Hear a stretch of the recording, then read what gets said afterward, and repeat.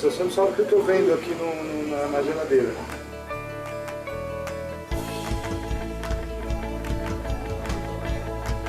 Nossa, os potes de sangue, cara. Juro por Deus.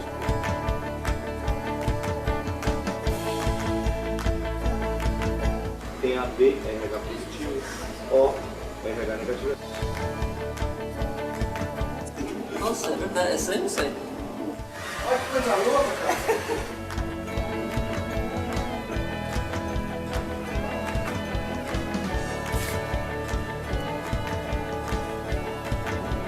Isso de sangue não, né?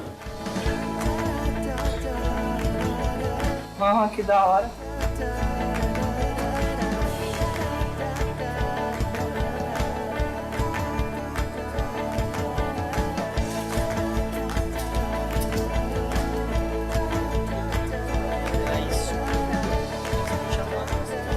Sensacional. Isso aí já bateu logo no cara. Olha isso. Não, isso aqui é sangue mesmo, cara. Eu achei que tava brincando.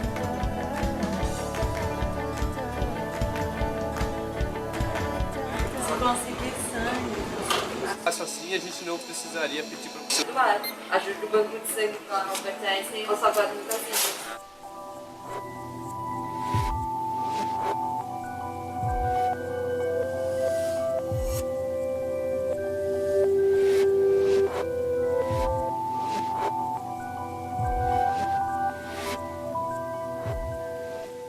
Dessa forma, é uma forma de dar um impacto para a pessoa. Opa, peraí, o que eu estou fazendo, né?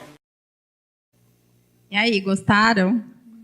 Embora seja de um banco de sangue colega nosso, né, do Albert Einstein em São Paulo, a propaganda chama bastante atenção essa campanha, porque toca na vida das pessoas, né? Sangue não é uma coisa que eu preciso, eu vou ali na esquina e compro. Aqui eles colocaram uma geladeira dentro de, provavelmente, uma loja de conveniência, e para chamar atenção. É que a gente, se não tiver nenhum familiar necessitado, a gente não pensa que muitas pessoas internadas precisam desse sangue. Então, para chamar atenção que em algum momento da nossa vida pode ser que a gente utilize, pode ser que os doadores não estejam ali para suprir essa nossa necessidade. O que é o sangue, que a gente sempre fala, né? Ele é um tecido, tá, que faz parte do nosso organismo, um tecido líquido que circula dentro dos vasos, tá? Tanto em animais quanto em seres humanos. Nos animais, no circuito fechado, formado por uma porção celular, ou seja, composto de células, que circula num meio chamado de plasma, que é a parte líquida do sangue, tá? Nos animais vertebrados, o sangue é tipicamente vermelho, e é produzido na medula óssea. Enquanto que nos animais invertebrados, esse sangue, devido à presença do cobre, pode variar na coloração. Nos invertebrados, ele tem uma coloração azul, tá? Então, a gente tem dentro do sangue essa estrutura, onde dentro vai ter a hemoglobina, que é uma proteína responsável pelo transporte de oxigênio. Então, qual que é a função principal do sangue? É levar nutrientes e oxigênio para todos os tecidos do corpo, ou seja, desde o cérebro até a unha lá do pé, toda a oxigenação e todo o alimento que a célula precisa vai através do sangue. Então, lá nos primórdios, dizia-se que sangue é vida. Se a gente for levar em conta toda essa estrutura, toda essa função do sangue, realmente, o sangue é vida. Tá? Então, a coloração nos humanos tem vermelha devido a um pigmento dentro da hemoglobina, carreador de ferro, chamado dentro da hemoglobina, que tem, devido ao ferro, essa coloração vermelha. Já nos animais invertebrados, artrópodes, mesmo na barata, a gente tem esse outro pigmento chamado hemocianina. Por isso que o sangue deles, a gente diz que é azul, tá? Alguém já teve a curiosidade de pisar numa barata e ver a cor do sangue da barata? Não vão sair por aí matando as baratinhas, hein, gente? A gente tem, então, que o sangue ele é formado por alguns elementos, tá? A parte líquida, chamada de plasma, e a parte sólida, que é composto pelas células, principalmente hemácias, também chamadas eritrócitos, glóbulos brancos e plaquetas. Dentro do nosso corpo, cada célula dessa tem uma função específica, tá? Quando a gente fala no...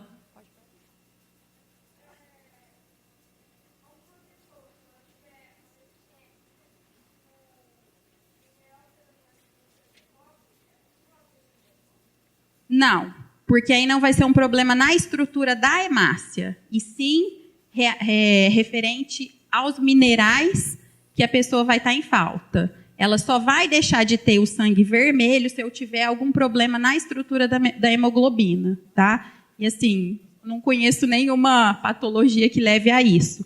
A gente tem sim patologias que são referentes à hemoglobina, mas que causam uma sobrevida da hemácia menor. Por isso que a pessoa tem a necessidade de transfusão. Certo? Voltando aqui. Então, a gente tem no sangue circulante, o sangue é vermelhinho, né? Só que se a gente pegar o sangue, colocar num tubinho e centrifugar, ou seja, expor ele à rotação, eu vou ter que a parte sólida, devido à densidade, ela desce. Então, a hemácia, os glóbulos brancos e a plaqueta vão ficar na parte inferior do tubo. E na parte superior, eu vou ter a parte líquida, que é o plasma, que é aquele pedacinho amarelinho do sangue. Tá? A gente comumente chama o sangue de vermelho e fala que é sangue, mas na verdade o nome correto é plasma e a parte celular. Tá?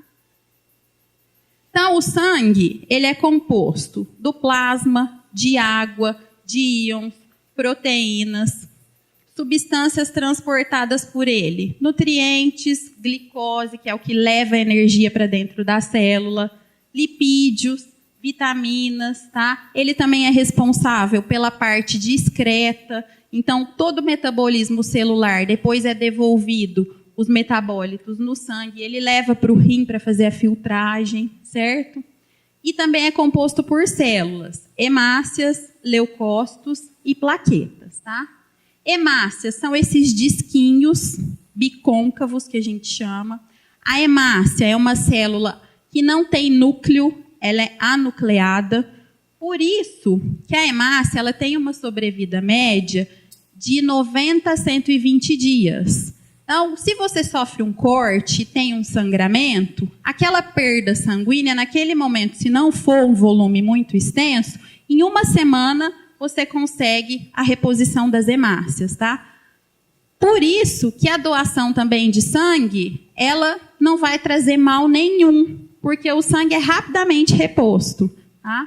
E as pessoas que necessitam de transfusão de hemácia, de eritrócito, como a vida média dela é de 90 a 120 dias, eles têm esse intervalo entre as transfusões, tá? Na parte dos leucócitos, o que são os leucócitos?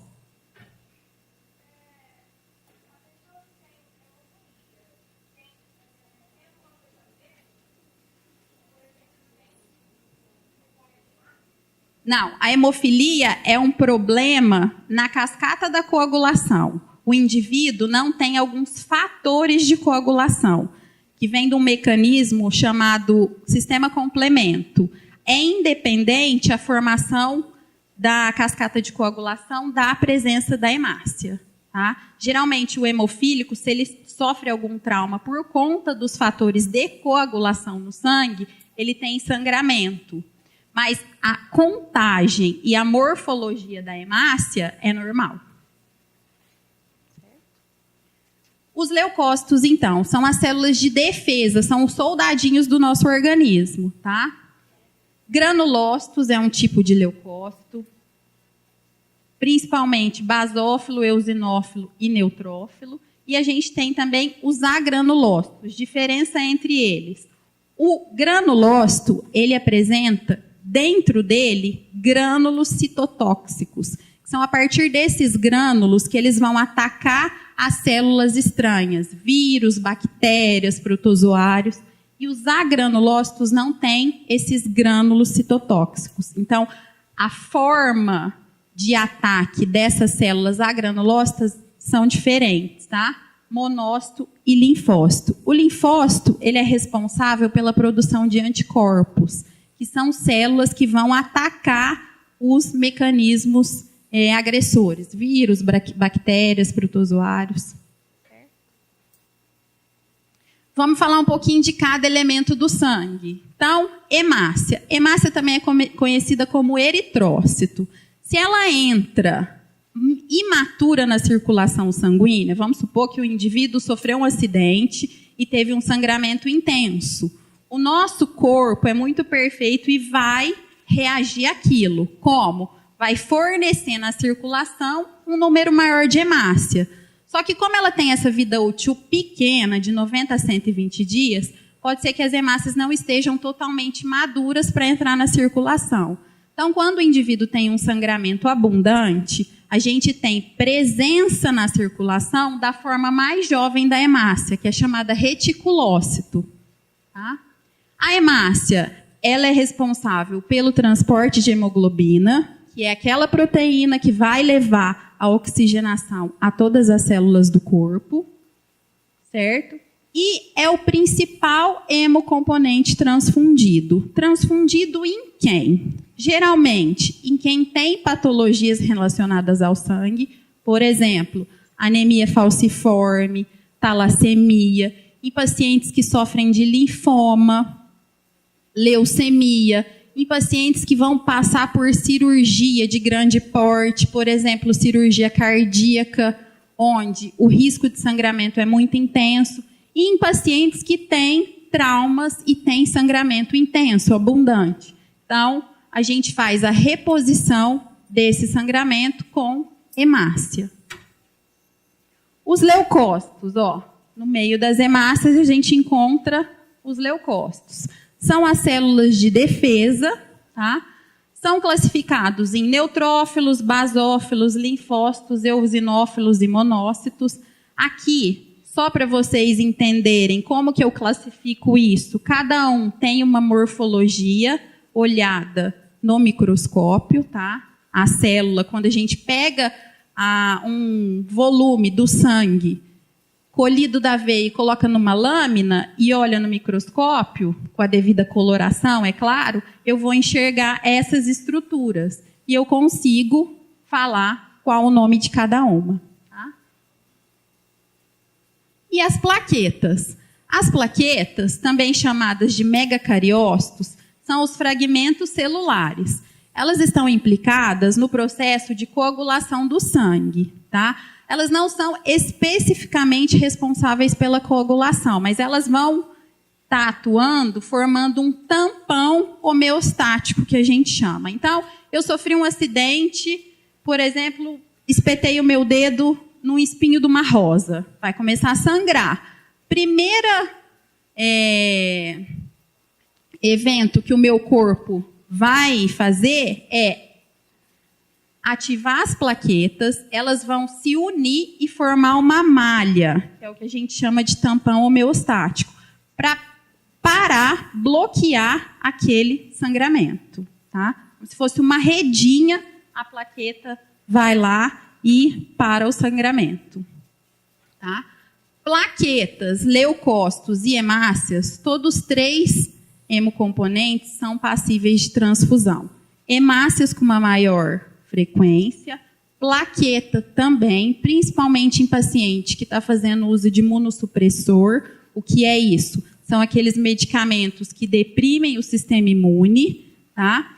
E para paciente, esses medicamentos são utilizados em pacientes que estão por tratamento de leucemia, linfoma, onde para atacar o tumor faz o uso desse imunossupressor, e aí, como o imunossupressor não distingue células cancerígenas de células saudáveis, acaba caindo a contagem de plaqueta. Então, é indicado a reposição através da transfusão.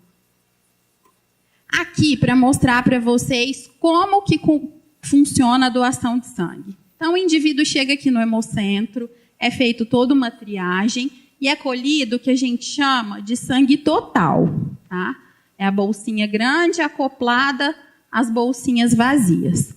Depois de colhido o sangue total, esse sangue vai ser centrifugado, ou seja, exposto a uma rotação por velocidade e tempo definido, e a gente vai separar a parte líquida, lembra o plasma, da parte sólida, as hemácias.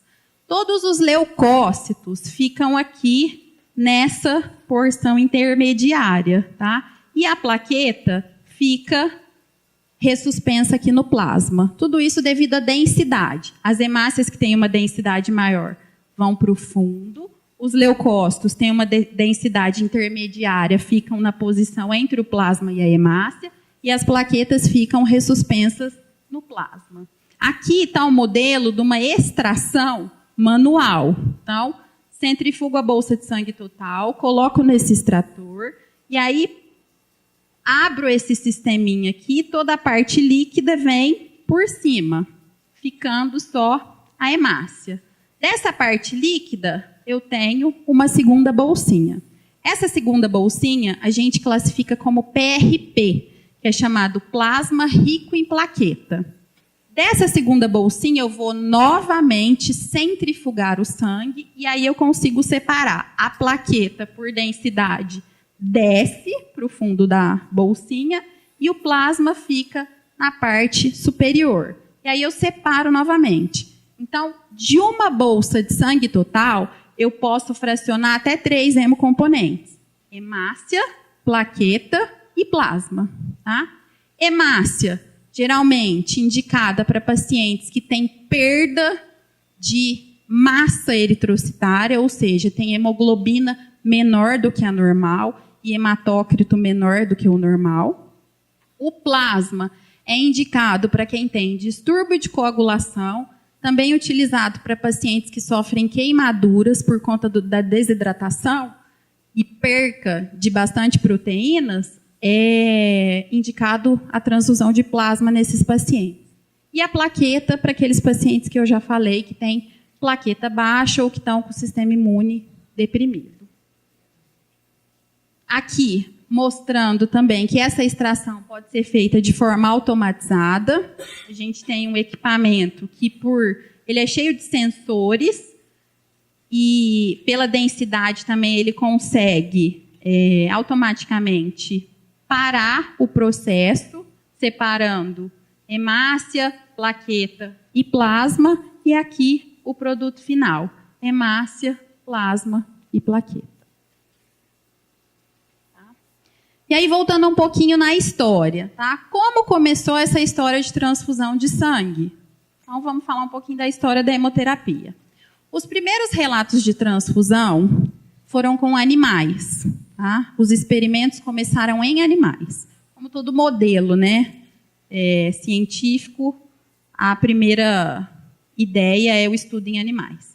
Isso se deu lá em 1667. Através desse pesquisador chamado Richard Lawrence, lá em Oxford. Naquela época, o sangue já era considerado vida. Então, em 1667, o rei Luís XIV estava bem doente. E o seu médico, Jean Baptiste, ele falou: bom, vamos ver, já que o sangue é vida, vamos transfundir o rei para ver se ele melhora, né? Então, foi o primeiro relato de transfusão em humanos que se tem. Aqui no Brasil, a nossa história começou em 1933, no Rio de Janeiro, onde foi o primeiro banco de sangue. E, em 1937, se expandiu para Minas, Bahia e Pernambuco. Oficialmente, a partir de 1940, a hemoterapia no Brasil começa a ser difundida, com a fundação do primeiro banco de sangue do país. Hoje, a gente sabe que a doação ela é altruísta e sem fins lucrativos. Mas lá no começo, a doação no Brasil já foi remunerada. Tá? Então, como que funciona o processo da doação? O indivíduo vem aqui, ele pode fazer a doação do sangue total, lembra que eu mostrei a bolsinha lá para vocês? Ou ele pode escolher doar por aférese. O que é aférese? A aférese é um procedimento onde a gente escolhe o hemocomponente que eu quero coletar. Então, eu, Emily, chego aqui no Hemocentro e falo, hoje eu não quero doar sangue total, porque a minha ideia é doar mais vezes em menor tempo. Então, o que eu posso doar? Eu chego lá, é uma máquina conectada ao meu braço, vai colocar o sangue circulante na máquina e vai retirar, por exemplo, só plaqueta, devolvendo o plasma e a hemácia para o meu organismo. Essa doação por aférese, para quem recebe o hemocomponente, é melhor. A resposta é melhor e o indivíduo não se sensibiliza tão facilmente. Para o doador, também é muito bom. Por quê? Se ele tiver o interesse de doar com mais frequência, por exemplo, plaqueta aférese, que a gente chama, o intervalo é de 48 horas. Então, eu posso vir doar hoje e voltar aqui na segunda-feira para doar a plaqueta novamente, sem ter nenhum malefício ao meu organismo. Tá? Posso doar hemácia por aférese também, mas aí o intervalo vai ser correspondente ao do sangue total. Tá? Eu vou mostrar para vocês o intervalo certinho. Hoje, no Brasil, a doação é voluntária e altruísta, não tem remuneração. Tá? Em outros países existe a remuneração, mas são outra cultura, né? Eles têm uma outra visão de doação. A gente ainda não chegou nesse nível, eu espero que um dia chegue. Tá? E por que o processo de doação é tão importante? Lembra que eu mostrei no videozinho? Não existe nenhum substituto sintético. Eu não consigo produzir sangue em laboratório.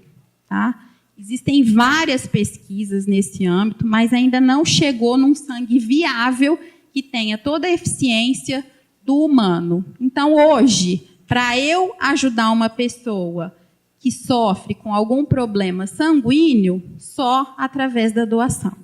Tá?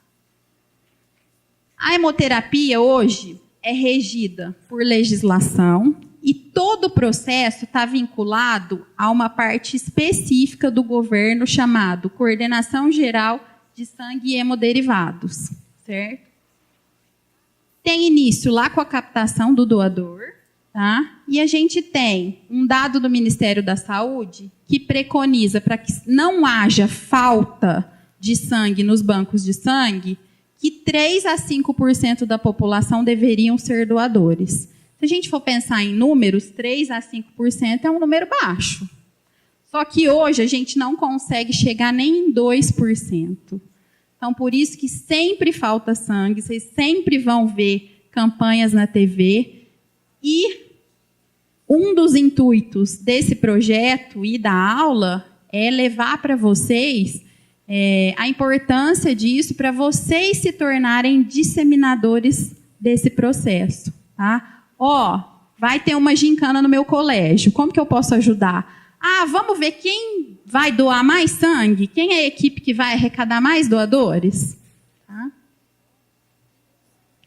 E como que surge, como que funciona essa doação? É lógico que eu não posso chegar aqui e falar assim, eu vim doar sangue, vamos lá colher. Não. Existe todo um processo para que o indivíduo seja um efetivo doador de sangue. É o que a gente chama de triagem, tá? Primeiro é feita uma triagem clínica, tá? Eu vou perguntar para o doador se ele está bem de saúde, se ele não teve nenhuma resfriado, nenhuma diarreia nos últimos períodos, se ele foi vacinado. Tem vários contraindicativos da doação. Primeira coisa que a gente fala é a idade. Tá? Para doação de sangue, hoje, o indivíduo tem que ter 18 anos completos ou 67 anos, 11 meses e 29 dias. Tá? Então, a doação vai de 18 a 67 anos. Mas eu tenho 16, eu não posso doar? Pode, desde que você venha com um responsável legal e ele ateste e assine que você pode doar o sangue. Então, entre 16 e 17 anos, pode, com autorização dos pais ou responsável legal. Sim, se o seu pai ou sua mãe vier, o seu responsável legal, e falar, não, ela quer doar e pode doar, sem problemas.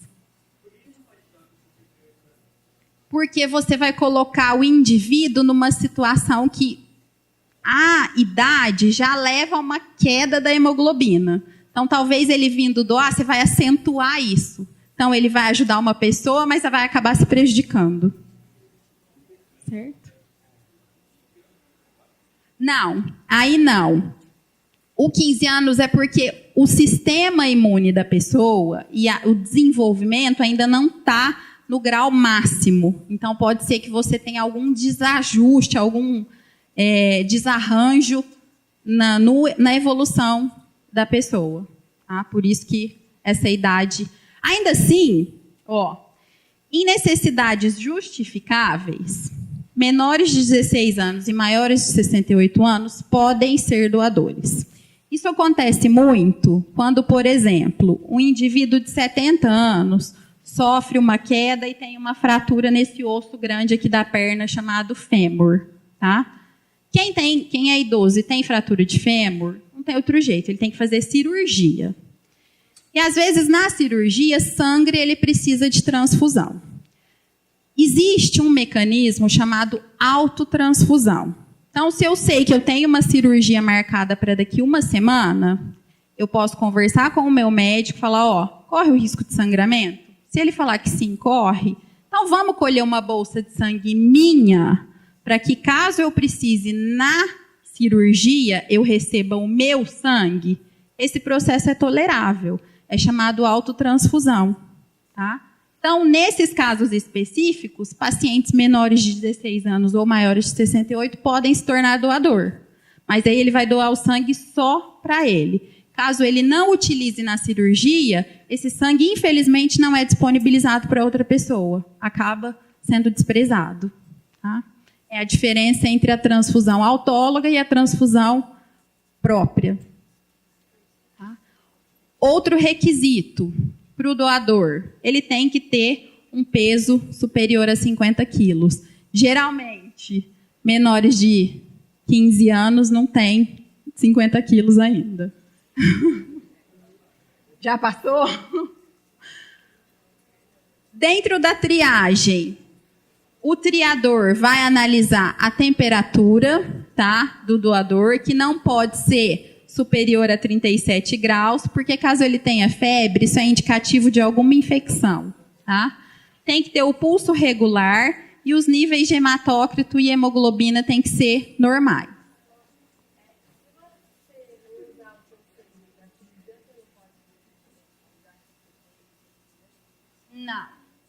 Não pode. É desprezado. A nossa legislação hoje, atualmente, não autoriza. Tá? E mesmo porque essa doação ela tem um prazo de validade. Né? Quando a bolsa é coletada, dependendo do anticoagulante que esteja na bolsa, a validade do concentrado de hemácias é de 28 a 42 dias. Então, se eu não utilizar dentro desses 42 dias, a bolsa também é desprezada. Seleção dos doadores. Então, para homens, eles podem doar a cada 2 meses, tá? Obedecendo o máximo de 4 doações por ano. Tá? As mulheres, no intervalo de 3 meses, obedecendo 3 doações por ano.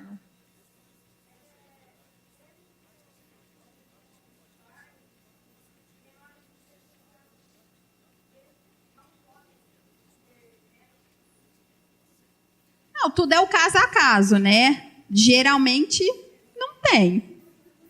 Mas tem crianças aí de 16 anos que pesam mais de 50 quilos. Com autorização dos pais acima de 50 quilos, podem, tá? Porque a gente vai coletar 450 ml, mais ou menos 50 ml, tá? Geralmente, o indivíduo adulto, ele tem de volume de sangue total circulante de 3 a 6 litros. Então, é a continha do que não vai ser prejudicial à quantidade que eu vou retirar. Certo? Então, o intervalo é esse, de homens a cada 2 meses, não ultrapassando 4 doações por ano. Mulheres podem doar de 3 em 3 meses, não ultrapassando 3 por ano. Tá? Contraindicações para ser doador de sangue. Se o indivíduo recebeu vacina recentemente, quando a gente teve a campanha da vacinação da gripe, nossos estoques de sangue caem a níveis tristes. Por quê? O doador até vem, mas como ele foi vacinado, ele não pode doar. Tá? Ele tem que ter um estado geral de saúde bom, não pode ter tido resfriado, não pode ter tido diarreia, não pode ter tido nenhuma infecção nos dias antecedentes à doação. Tá? Não pode ter histórico de transfusão. Se ele tiver histórico de transfusão, eu tenho que obedecer um intervalo preconizado por lei. Tá? Aqui, o intervalo hoje atual é de 1 ano. Então, se eu recebi transfusão e quero ser um doador, só depois de 1 ano de ter recebido a transfusão. Eu tenho que analisar também o hábito e estilo de vida desse doador. Então, quando ele vem, ele passa por uma triagem clínica e por uma entrevista. Uma semana a gente analisa. Tá? Vai depender do processo também. Por exemplo, se você fez uma tatuagem, isso também é contraindicado. Você tem 6 meses de espera até você poder doar. Se você fez um tratamento dentário, são 72 horas. Então, existe uma tabela correlacionando cada episódio ao tempo de intervalo da doação. Tá? Analisando hábitos e o estilo de vida.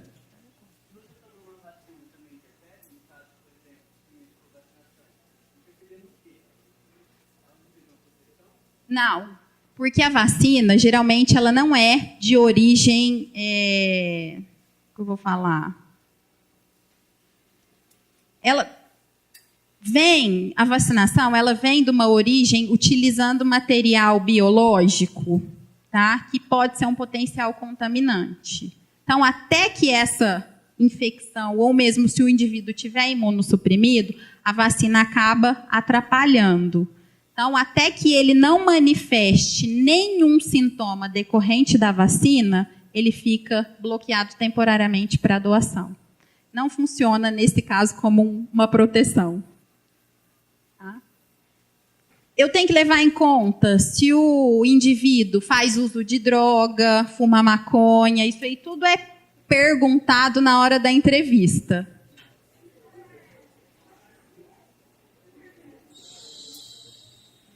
A gente não tem como garantir se foi feito no estúdio com todo o material descartável.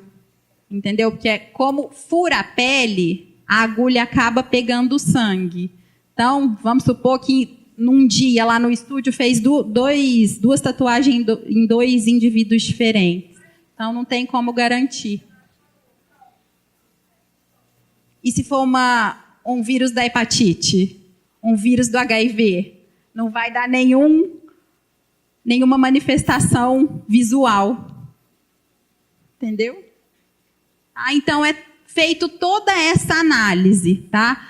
Aqui, cai numa questão que a gente até tem aqui no Hemocentro, que a gente chama de voto de autoexclusão. O que significa isso? Você vai, passa por uma triagem clínica. Se você for aprovado na triagem clínica, você vai para o questionamento, são feitas várias perguntas, e nesse questionamento a pessoa pode mentir, pode omitir alguma informação.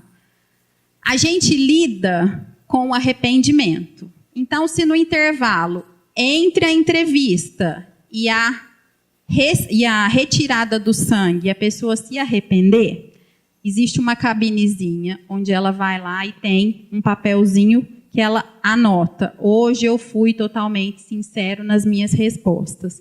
Ou hoje eu não fui totalmente sincero nas minhas respostas. Por quê? A partir daquilo, Se ela colocar que não foi totalmente sincero nas respostas, o Hemocentro não faz todos os exames, mas não utiliza aquela bolsa para transfusão.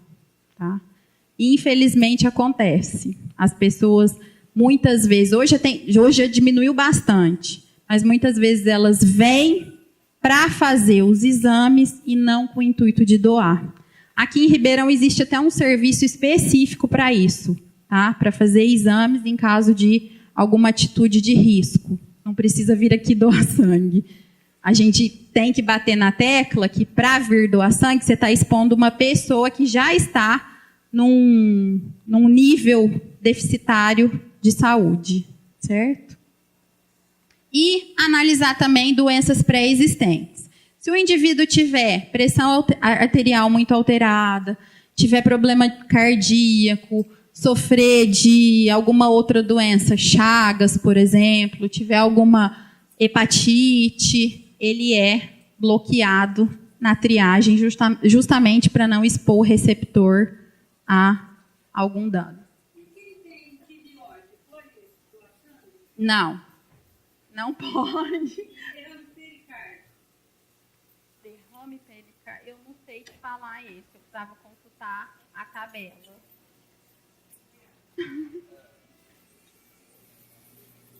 Bom, a coleta, então. A coleta, para o doador se sentir mais confortável, tem que ser num lugar agradável, ventilado, que ele se sinta confortável. Mesmo porque existem bastante pessoas que só de ver a agulha passa mal. Então, o índice de reação na doação é grande.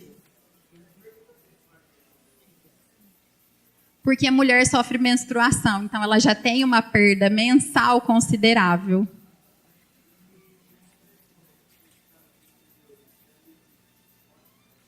Se ela na triagem tiver níveis normais e não tiver nenhuma patologia de base, por exemplo, uma falciforme ou uma talassemia, nada contraindica. Se ela já teve períodos de anemia e naquele momento da doação estiver saudável, sem problemas.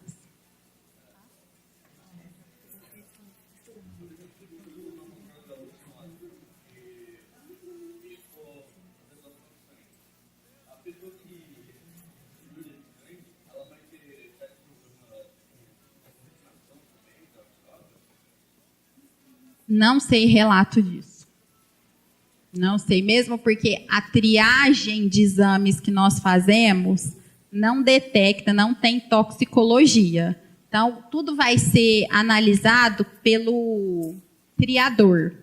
O triador são pessoas que já têm uma certa experiência em aguçar a pessoa a falar a verdade. Então, se ele perceber que a pessoa fez uso de droga ou que teve algum episódio assim, ele bloqueia, até colhe o sangue, mas ele bloqueia a transfusão.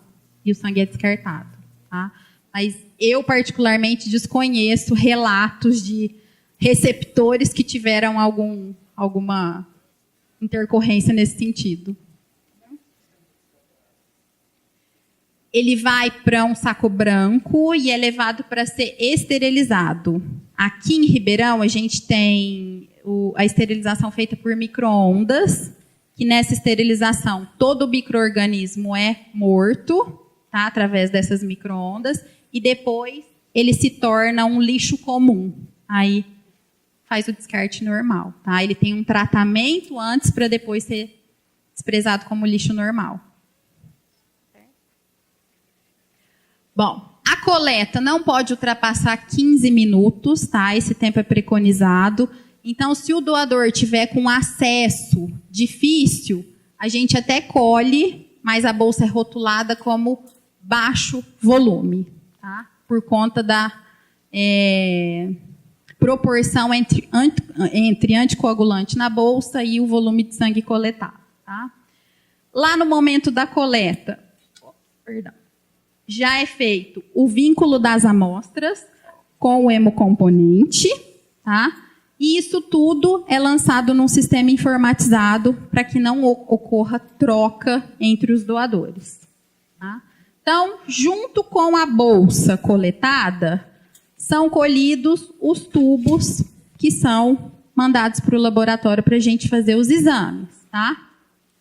A bolsa de sangue total vai para o laboratório de processamento, onde ela é fracionada naqueles hemocomponentes que eu mostrei para vocês, plaqueta, hemácia e plasma, tá? Dependendo da demanda, é feito só plasma e hemácia. E as amostras são encaminhadas para o laboratório de sorologia, para fazer os testes sorológicos, e para o laboratório de imunematologia. No laboratório de sorologia, quais os exames que aquela amostra vai sofrer? Hepatite B, hepatite C, HTLV, que é um vírus chamado vírus linfotrófico humano, o teste de HIV, doença de Chagas e sífilis, tá?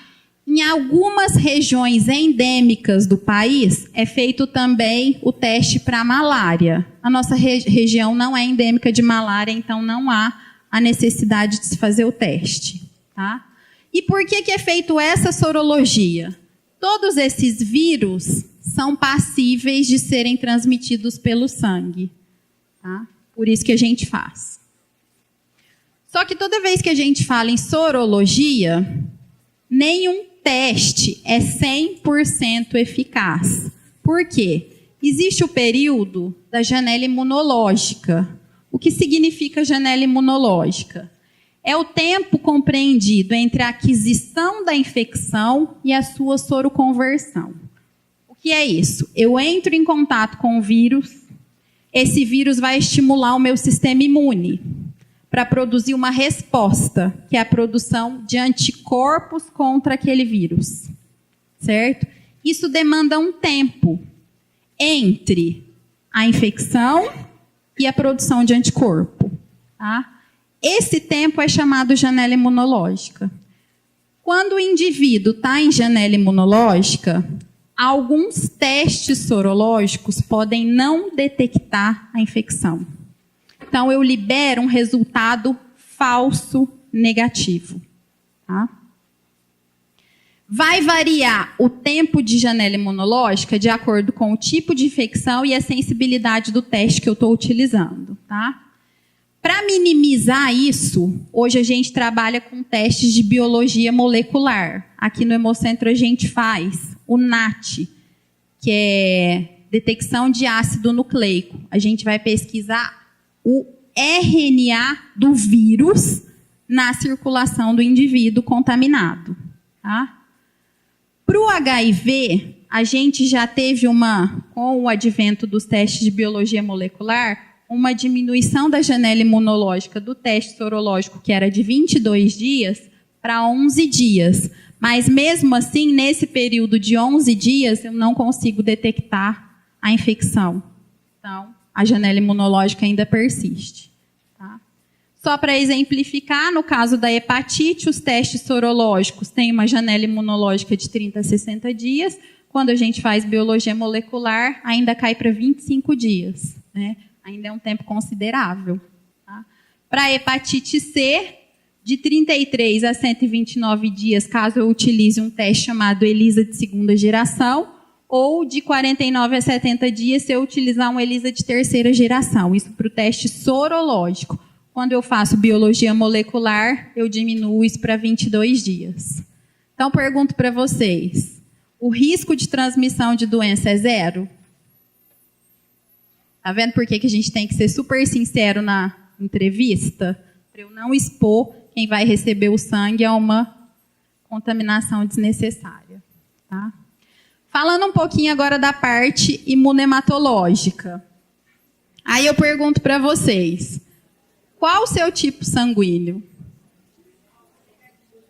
Ó, um monte de O negativo aí, hein? Futuros doadores.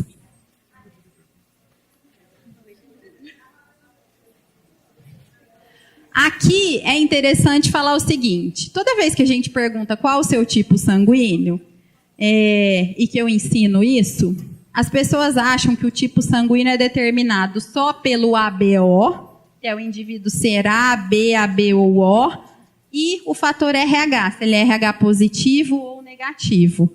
Só que a gente tem mais de 36 sistemas de grupo sanguíneo, onde o ABO é um só deles. Tá? Quando a amostra sobe lá para o laboratório de imunohematologia, a amostra do doador, quais os testes que eu vou fazer? Determinar o tipo sanguíneo ABO e RH, se ele é RH positivo ou negativo. Vou fazer um outro exame chamado pesquisa de anticorpo irregular. Como o próprio nome diz, é um anticorpo que eu não espero encontrar. Se eu encontrá-lo, ele está de forma irregular. E isso se dá como? Cada vez que o indivíduo é exposto a um sangue diferente do dele, ocorre o que a gente chama de aloimunização eritrocitária. Tá? Eu vejo aquilo como estranho, o sangue como estranho, e desenvolvo uma resposta para aquele sangue estranho. Tá? Fazemos também um exame chamado triagem de hemoglobina S. Tá? Vocês já ouviram falar em doença falciforme ou anemia falciforme? É uma doença onde a hemácia, lembra aquele disquinho que eu mostrei? Tem a forma de foice. Então, essa hemácia, quando passa no nosso baço, que é o órgão que tira a sujeira do organismo, o baço entende que aquela hemácia é defeituosa. Então, captura aquela hemácia e destrói. Com isso, os pacientes que têm anemia falciforme sempre estão com anemia, com os níveis de hemoglobina diminuídos. Por isso que eles necessitam de transfusão. Tá? E fazemos também um exame chamado pesquisa de hemolisina. Essa pesquisa de hemolisina é específico para transfusão de plaquetas nos indivíduos ABO não idênticos. Tá? Vou explicar isso mais para frente. Como que a gente faz essa determinação? A tipagem sanguínea pode ser feita através da metodologia de tubo, através da metodologia de cartão ou através da metodologia de microplaca. No passado, utilizavam-se lâminas. Hoje não é indicado fazer lâmina porque ela dá reação falso-negativa. Tá? Então, eu vou pegar o sangue do indivíduo, vou colocar em contato com os reagentes específicos. Então, eu tenho um reagente que vai detectar o antígeno A na hemácia, um reagente que vai detectar só o antígeno B da hemácia e um reagente que vai detectar se o indivíduo é RH positivo ou negativo. Tá? Coloco aqui só para exemplificar como fica a reação. Uma gota do reagente em contato com a hemácia do indivíduo. Se ocorrer a aglutinação, ou seja, formar microagregados na lâmina, eu digo que a reação é positiva. Ou seja, o indivíduo tem o antígeno específico para aquele reagente que eu forneci. E aí eu classifico ele como A, B, AB ou O. Então tá aqui, ó, para mostrar para vocês. O indivíduo que é do grupo A, ele tem lá na hemácia dele o antígeno de conformação de círculo. Tá? O indivíduo que é do grupo B, isso é só didaticamente, viu, gente? Não vai achar que lá na hemácia tem um monte de bolinha, porque não é assim, não. Lá no grupo B, o indivíduo tem um antígeno diferente, tá? Então é o quadradinho. O indivíduo que tem o grupo sanguíneo AB, ele tem a mistura dos dois, tanto o círculo quanto o quadradinho. E o indivíduo do grupo O não tem nenhum dos dois, nem o círculo, nem o quadradinho. Por isso que ele é dito doador universal. Tá? Em contrapartida, no plasma, a gente encontra aqui sim os anticorpos que nós chamamos de regulares, que é o que eu espero encontrar. Então, o indivíduo que é A faz naturalmente um anticorpo detectado no plasma chamado anti-B. Um indivíduo que é B faz o anticorpo anti-A. O indivíduo que é AB não tem nenhum anticorpo. E o indivíduo que é O tem os dois anticorpos. Como que é fácil entender isso? Se eu tenho o antígeno bolinha, eu tenho que ter um anticorpo que não reaja com aquele antígeno. Então, a conformação aqui, ó, é em forma de quadradinho. Então, se eu coloco esse sangue em contato com esse anticorpo, não vai ocorrer reação. Tá? É assim que se dá a transfusão sanguínea de componentes eritrocitários. Tá? Bom, mas como eu falei para vocês, não é só o sistema ABO e RH. Nós temos hoje descrito mais de 36 sistemas de grupo sanguíneo. Então, a transfusão torna-se praticamente um transplante. Tá? Só para exemplificar alguns antígenos eritrocitários. Aqui está a membrana da hemácia, o meio externo e o meio interno. Tá? A gente tem o sistema sanguíneo ABO, que é de única passagem entre a membrana da hemácia.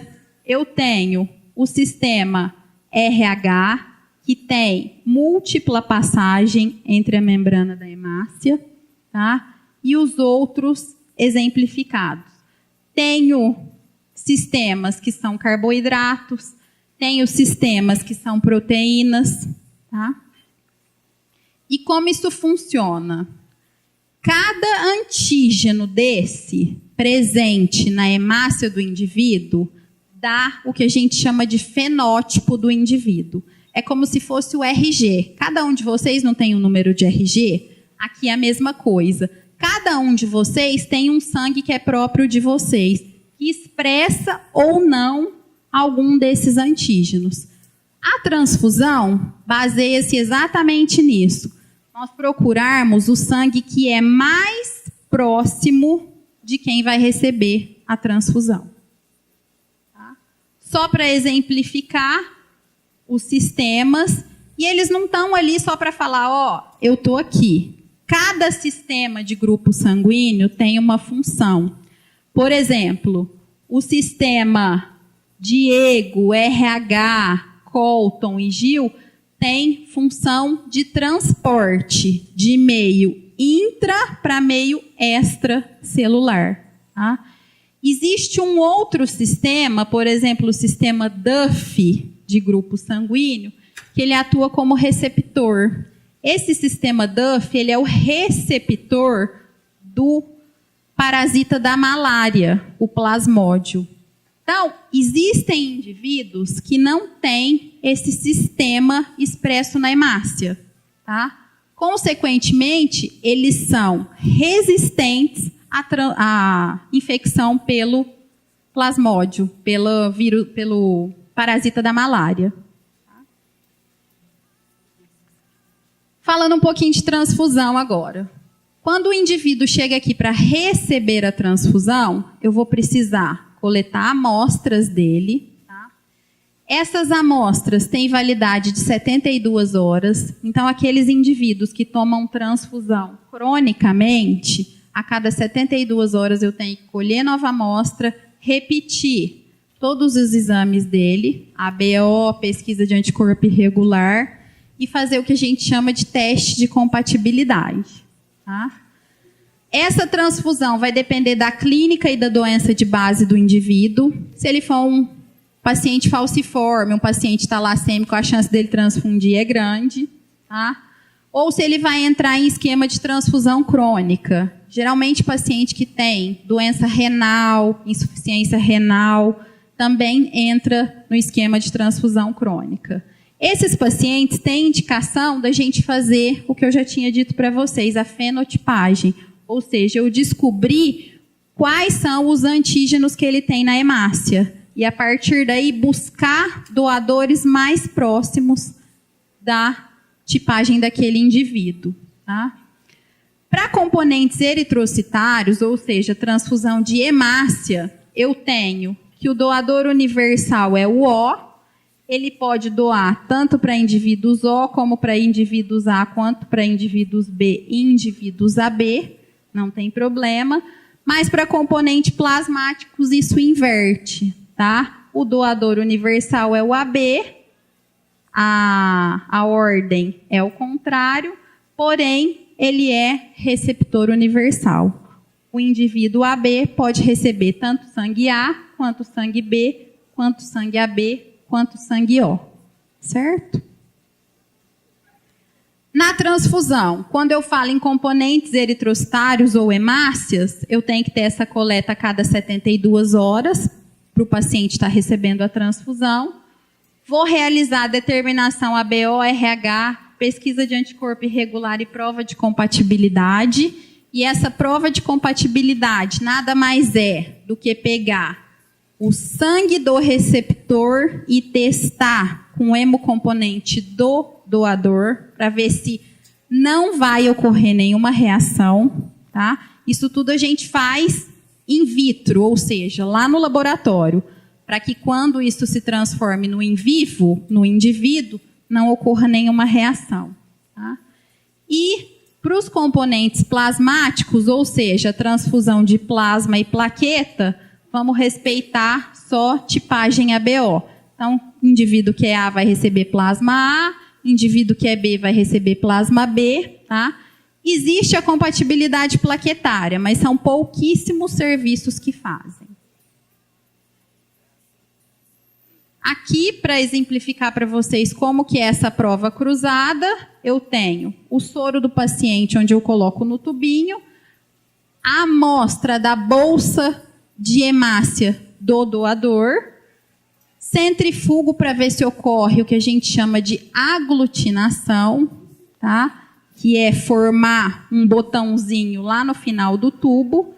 Se ocorrer aglutinação, esse hemocomponente não serve para esse receptor. Se não ocorrer a aglutinação, eu ainda vou forçar o meio, colocando um potencializador da reação, para analisar no final.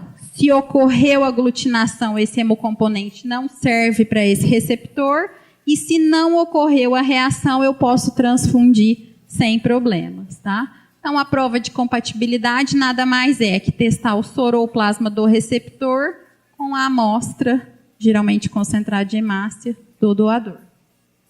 Tá? E a transfusão é isenta de risco? Não. Existe o que a gente chama de aloimunização, tá? Estima-se que isso ocorre em 1% por unidade transfundida, tá? Em indivíduos saudáveis. Esse número muda quando a gente fala em indivíduos transfundidos. O risco aumenta de 7% a 10%. Para os pacientes que já têm uma doença de hemácia de base, os falciformes, esse número aumenta de 6% a 36%, e para os talassêmicos, esse índice varia de 3% a 10%. Então, a cada nova transfusão, a chance do indivíduo formar um anticorpo vai obedecer esses padrões. E aí, a partir do momento que ele mostra, que ele exibe um anticorpo, ele precisa de um sangue mais selecionado, digamos assim, para a transfusão. Tá? Então, os pacientes politransfundidos vão necessitar de concentrados de hemácia fenotipados, porque eu tenho que obedecer os anticorpos irregulares que eles apresentam, tá? Para os outros sistemas de grupo sanguíneo. Eu não vou só obedecer ABO e RH. Tá? E para isso, para que eu nunca deixe faltar sangue, e exatamente para suprir essa necessidade dos pacientes aloimunizados, eu preciso manter o que a gente chama de doador de repetição, tá? Que são aqueles doadores que vêm em intervalos cíclicos doar o sangue. Tá? Preciso deles para manter os estoques em níveis adequados, para atender esses pacientes que precisam de sangue especial, e para isso o Hemocentro tem um projeto chamado Doador do Futuro, que é exatamente conscientizar vocês, que ainda não são doadores, a conversar com pais, parentes, para mostrar a importância desse trabalho e também ajudar a angariar mais doadores para o Hemocentro. Como que nosso organismo consegue repor tanto sangue? Como que consegue repor o sangue? A hemácia, que é o que geralmente doa, que faz mais diferença, ela é reposta, como eles falaram, em 24 horas. Tá? O nosso organismo é muito perfeito. Ele entende que teve uma perca e aí ele automaticamente já compensa aquilo. Isso no caso de uma doação. Vamos colocar um outro caso mais radical. Por exemplo, se você sofre um acidente ou tem um corte e tem um sangramento. De alguma forma, o organismo tem que compensar aquilo para restabelecer valores normais, porque senão a gente deveria ficar sangrando. Então, nós já somos pré-programados para isso. Como se fosse um Wolverine, essa parte do sangue funciona assim. Cada perca, se o paciente estiver bem de saúde, ou se o indivíduo estiver bem de saúde, automaticamente o organismo repõe aquilo. Tá? Ele entende que falta e a medula óssea trabalha para repor aqueles componentes que estão faltando na circulação. Então, por que morremos, já que ele consegue repor? A morte depende de vários fatores, né? Às vezes, vamos pôr aí um exemplo prático, morte por infarto. O que acontece? É uma obstrução dentro do coração, ou uma obstrução no canal onde o sangue passa. Então, não é só a falta de sangue que leva ao óbito, vários outros fatores. Quando que por que é necessário, às vezes, colocar hemoglobina no sangue? Não, o sangue ele já é composto de hemoglobina. A hemoglobina é uma proteína que está presente dentro da hemácia. Quando o nível dela está abaixo do normal, dependendo da situação, ou de uma patologia de base, ou de um estresse que o indivíduo passou, você precisa recompensar aquilo de maneira efetiva. Não dá tempo de esperar o organismo sozinho repor aquilo, porque o organismo vai repor, só que não de maneira imediata, vai levar um tempo. Então, dependendo se o indivíduo vai sofrer uma cirurgia que perde grande volume de sangue, a recuperação dele tende a ser um pouco mais rápida quando a gente repõe esses fatores, principalmente na transfusão, e aí a recuperação dele tende a ser mais rápida. Bom, pessoal, acho que várias perguntas já foram feitas, né, durante a palestra, durante a conversa. Acho que a gente pode agradecer a Emily. Se alguém tiver alguma pergunta também, pode fazer no papel que a gente passa para ela. Obrigado, Emily, pela palestra que trouxe para nós.